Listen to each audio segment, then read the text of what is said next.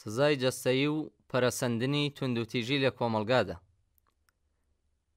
بە گوێرەی هەواڵەکان شەوی چوارشەممە هەشتی گەلاوێژ سزای بڕینی پەنجەی سێ بەندکراو بە ناوەکانی هادی ڕۆستەمی تەمەن 39 ساڵ، مهدی شەرەفیان تەمەن 41 ساڵ و مهدی شاهیوەن تەمەن 29 ساڵ لە زیندانی ناوەندی شاری ورمێ بە ناوی زیندانی دەریا بەکردەوە دەرهاتووە. ئەو سێ زیندانیە لە دۆسیەیەکی هاوبەشدا مانگی گەلاوێژی ساڵی 1396 هەتاوی بە تۆمەتی دزی دەست بەسەر کران و مانگی ڕەزبەری ساڵی 98 لە دادگایەکی نادادپەروەرانەدا بە بڕینی 4 پەنجەی دەستی ڕاستیان مەحکوم کرابوون و دادگای باڵاش مانگی گوڵانی ساڵی 99 ئەو حکمانەی پشتڕاست کردبووەوە. راپۆرتێری تایبەتی ڕێکخراوی نەتەوەی یەکگرتووەکان بۆ مافەکانی مرۆڤ لە ئێران بەڕێوەچوونی بڕینی پەنجەی سێ بەندکراوی زیندانی ورمێی وەک نمونەیەکی ئاشکرای پێشێلکردنی مافە بنەڕەتیەکانی مرۆڤ ناوبرد و بە توندی ئیدانەی کرد. هەروەها ئاماژەی بەوەش کرد کە ئەم ڕووداوە یەکێکە لەو نمونە هەژێنەرانەی کە لە ژێر ناوی قەساسی ئیسلامی بەڕێوە دەچێت. ئەم کردەوانە نەک هەر دادپەروەری ناچەسپێنن، بەڵکو توندوتیژی لە کۆمەڵگادا زیاتر پەرە پێدەدەن. ڕێکخراوی لێبوردنی نێودەوڵەتیش ئەم کردەوانەی بە هێرشێکی ترسناک بۆ سەر کەرامەتی مرۆڤ وەسف کردووە. ئێرانی ژێر دەسەڵاتی ئیسلامی یەکێکە لە توندوتیژترین وڵاتانی جیهان، حکوومەتێکی کە هەر لە بەیانیەوە تا شەو لە تەلەڤیزیۆنی دەوڵەتی و بڵنگۆی مزگەوت و تەنانەت لە پۆلەکانی قوتابخانەشدا قسە لە ماتەمینی و خوێن و شەهیدبوون و سەربڕین و بڕینی ئەندامەکانی جەستەوە قەساس و سزادان دەکات. زۆر سروشتیە کە توندوتیژی بباتە ناو ماڵ و شەقام و ناوەندەکانی کاریش. شەڕ و تێکەڵچوونی سەر شەقامەکان بەشێکی تەواوکەری توندوتیژیەکانی حکوومەتی ئیسلامیە لە دژی ژنان، لە دژی کەمیناینەکان و کرێکاران و جەماوەری خەڵکی زەحمەتکێش کە بەردەوام لە هەموو گۆشە و کەنارێکی وڵاتدا شاهیدی دەبین. حکوومەتی ئیسلامی بە توندوتیژترین شێوە شۆڕەشی ئێرانی سەرکوت کرد و لە ماوەی 46 ساڵی دەسەڵاتداریەتیدا بە پشتبەستن بە توندوتیژی ڕێکخراو لە ناو زیندانەکان لەسەر شەقامەکان و لە ناوەندەکانی کار دەسەڵاتی خۆی درێژە پێداوە. توندوتیژی و خوێن و شەهیدبوون لە زومرەی پایەسەرەکیەکانی ئیدۆلۆژی ئەم دەسەڵاتەن.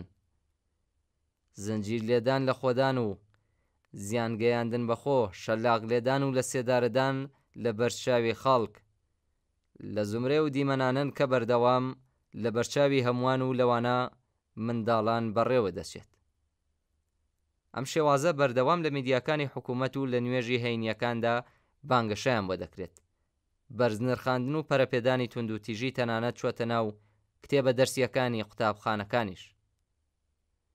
جگە لە هەندان و پەرەپێدانی توندوتیژی لەلایەن حکوومەتی ئیسلامیەوە، دیاریکردنی شکنجەگەر و پاسەوانانی زیندان لە ناو توندوتیژترین کەسەکان، دامەزراندن و بەکارهێنانی توندوتیژترین لات و چەقۆکێش و لۆمپەنەکان لەلایەن دەستگامنیەکانەوە، بەکرێگرتنی لات و چەقۆکێشەکان بە مەبەستی هێرشکردنە سەر ژنان و ڕێپێوانی جەماوەری ناڕازی لە دژی ڕژیم و تەنانەت دامەزراندنی تاقمێک چەقۆکێش و پیاوکوژ لە زیندانەکان دژ بە زیندانیانی سیاسی لە زمرەی پێکهاتەکانی دیکەی ئاساییکردنەوەی ئەم توندوتیژیە پلان بۆ داڕێژراون.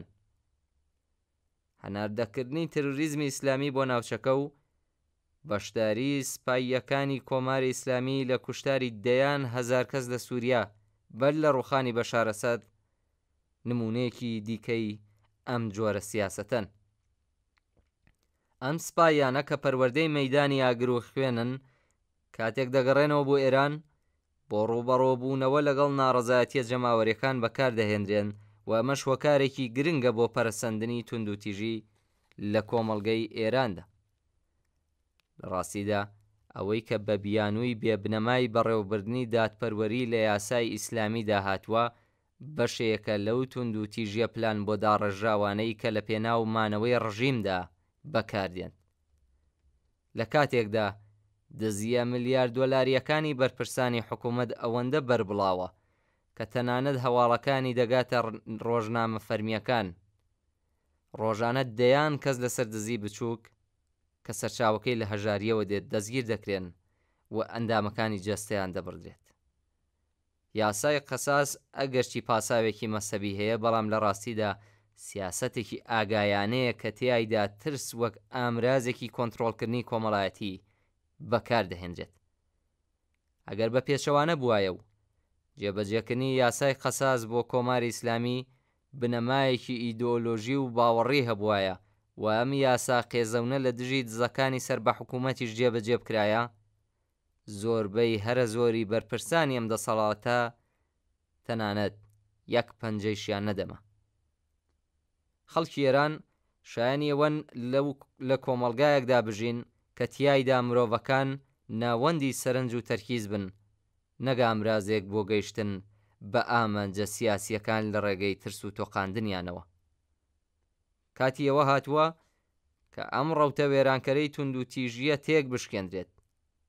بۆ کۆتایهێنان بەم تونند و تیژیە جێگیرە، بۆ پێشگرتن بەو دەمارگیری و نائارامیە دەرونیەی کە لە ناخی کۆمەڵگادا دەکوڵێت و لە پەرەسەندنی شەڕ و تێکەڵچوونی سەر شەقامەکاندا خۆی دەنوێنێت، بۆ کۆتایهێنان بە بێمافی، هەڵاواردن، گەندەڵی و دزی لە ڕادەبەدەر، کۆتایی پێهێنان بە هەژاری و نەهامەتی بەردەوام، هیچ ڕێگەیەکی تر بوونی نییە جگە لە ڕووخاندن و لە گۆڕنانی ڕژیمی حکوومەتی ئیسلامی.